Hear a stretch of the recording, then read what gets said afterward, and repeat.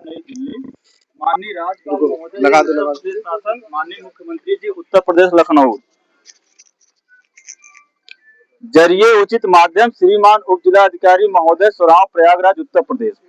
आज दिनांक 20/12/2025 दिन शनिवार को डॉक्टर भीमराव सामाजिक सेवा समिति भीमसेना के कार्यकर्ता पदाधिकारी द्वारा 15 सूत्री संबोधित ज्ञापन श्रीमान जी के सेवा में निदान एवं प्रेषित है। नंबर 1, अनुसूचित जाति व अनुसूचित जनजाति पिछड़ा वर्ग की जाति जनगणना जल्द से जल्द कराकर आरक्षण प्रतिशत को बढ़ाया जाए तथा एक समान शिक्षा व चिकित्सा की व्यवस्था कराई जाए। नंबर 2, भूमिहीनों गरीबों मजदूरों को आवासीय व कृषि पट्टा सर्वे कराकर आवंटित किया जाए तथा भूमाफियाओं द्वारा किए गए सरकारी और सार्वजनिक भूमि जैसे बंजर खलिहान तालाब पर अवैध कब्जे को मुक्त कराए जाए। साथ लेहरा गोहरी मलाक चौधरी भदरी तथा चंपतपुर हजगवा 8 ग्राम पंचायतों में सरकारी व सार्वजनिक भूमि पर किए गए भूमाफियाओं द्वारा अवैध कब्जे को यथाशीघ्र जांचोपरांत खाली कराया जाए और सभी सरकारी व सार्वजनिक भूमि को हर तहसील के ग्राम पंचायतों में लिस्ट लगवाई जाए। नंबर 3, मनरेगा मजदूरी रेट को 237 से बढ़ाकर 500 रुपया किया जाए तथा 100 दिन रोजगार के स्थान पर 365 दिन किया जाए। साथ ही साथ मनरेगा कार्यों में मशीनरी कार्यों को बंद कराया जाए। नंबर 4, जनपद प्रयागराज के तहसील सोराव के अंतर्गत बने नहरों में पानी न आने के कारण आसपास के किसानों की समस्या बनी है, जिसे नहरों में पानी चालू कराकर किसानों की समस्या को यथाशीघ्र समाधान कराने के साथ ही साथ समय समय पर किसानों को यूरिया व डीएपी खाद न मिलने के कारण किसान अपने फसलों को लेकर चिंतित है, जिनकी समस्या का समाधान यथाशीघ्र कराई जाए। नंबर 5,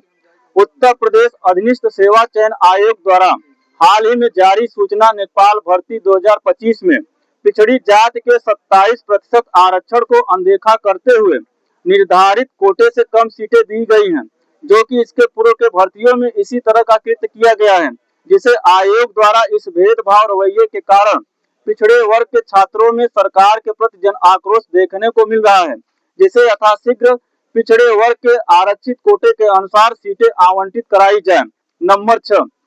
जनपद प्रयागराज के विभिन्न गांवों में आवारा पशुओं गौवंश सांड कुत्ता सुअर आदि के कारण किसानों की फसलें नष्ट हो जा रहे हैं, जिससे किसान परेशान हैं, जो कि आवारा पशुओं पर अंकुश रोकथाम लगाई जाए और सरकार द्वारा बने गौशाला शेड होम आदि में संचालनकर्ता व विभागीय अधिकारियों की लापरवाही के प्रति कार्यवाही भी कराई जाए। नंबर 7, तमाम तरह की शिक्षा पद्धति बोर्ड को बंद करके समान शिक्षा व्यवस्था एवं एक पाठ्यक्रम लागू किया जाए और बच्चों को रोजगार परक बनाने हेतु कौशल शिक्षा स्किल एजुकेशन पर भी जोर दिया जाए तथा सरकारी नौकरियों से साक्षात्कार इंटरव्यू समाप्त किया जाए। नंबर 8, सरकारी और निजी विद्यालयों में दलित पिछड़ा आदिवासी तथा मुस्लिम समाज के महान पुरुषों की जीवनी को पाठ्यक्रम में शामिल करके पढ़ाया जाए और साथ ही साथ भारतीय संविधान को धारावाहिक के रूप में टेलीविजन पर प्रसारित किया जाए। नंबर 9, बलात्कारियों को फास्ट ट्रैक कोर्ट में मुकदमा चलाकर बलात्कारियों को फांसी पर चढ़ाया जाए तथा अश्लील सामग्री इंटरनेट पोस्टर विज्ञापन फिल्म आदि पर सख्ती से पाबंदी लगाया जाए। नंबर 10, अनुसूचित जाति अनुसूचित जनजाति की महिलाओं मासूम बालिकाओं के साथ आए दिन हो रहे बलात्कार हत्याएं जातिगत भेदभाव के आधार पर अवमान जैसे जघन्य अपराधों पर अंकुश लगाने की कठोर और प्रभावी व्यवस्था की जाए।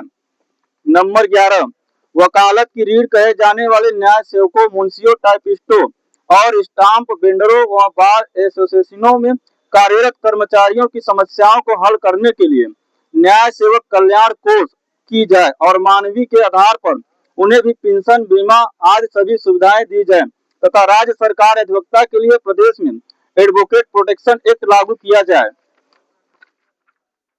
नंबर 12, प्रत्येक प्राथमिक व पूर्व माध्यमिक विद्यालयों में कक्षा के हिसाब से विषय के आधार पर अध्यापक रखा जाए और गैर जनपद स्थानांतरित करके शैक्षिक कार्य कराया जाए तथा अधिकारी व कर्मचारी के बच्चे को भी इसी विद्यालय में पढ़ाने पर सशक्त गाइडलाइन जारी की जाए। नंबर 13, संपूर्ण प्रदेश में वायु प्रदूषण लगातार बढ़ने के कारण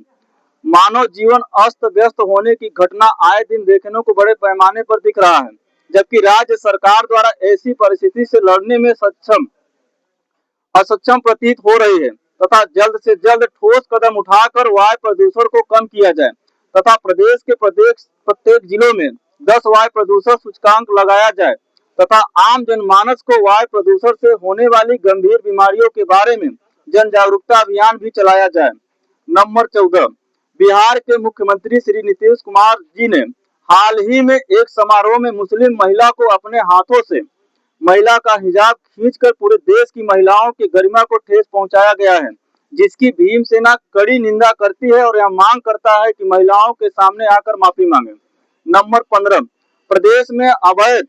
वनों की कटाई पर सख्त कार्रवाई निश्चित की जाए तथा प्रत्येक विकास परियोजना के बदले कम से कम 1:5 वृक्षारोपण पौधों की जियो टैगिंग एवं 3 वर्ष तक रख रखाव अनिवार्य किया जाए।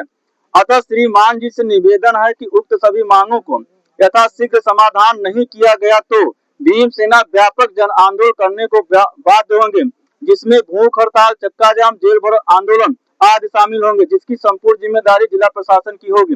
मैं एडवोकेट भीमराव गौतम, संस्थापक राष्ट्रीय अध्यक्ष भीमसेना। इसके संबंध में आप कुछ 2 शब्द कहेंगे? आपके प्रत्यावेदन का संज्ञान उच्च अधिकारियों को, सक्षम अधिकारियों को भेज दिया जाएगा। और सर श्रीमान जी, जरा सा ये जो सरकारी जमीनें जो अवैध कब्जा की जा रही हैं, इस पे आप क्या कहेंगे? कोई सरकारी जमीन कब्जा नहीं की जा रही। अगर कहीं भी कब्जा है तो आप लोग अवगत कराइए, नियमानुसार कार्रवाई करके खाली कराइए। ठीक।